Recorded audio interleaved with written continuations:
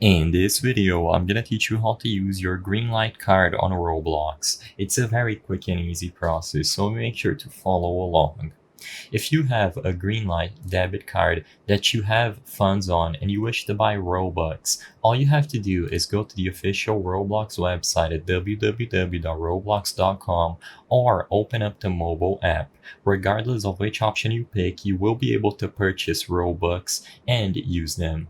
So once you arrive at the website, as I'm doing here, or you open up the mobile app, tap or click on the Roblox icon and then select Buy Robux from the drop-down menu.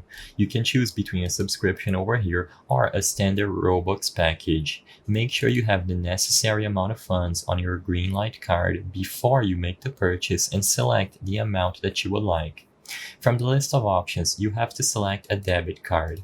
Most of you will probably have a Greenlight debit card, so select debit card from the list of payment methods and you will be able to include the card number, expiration date, and the code at the back.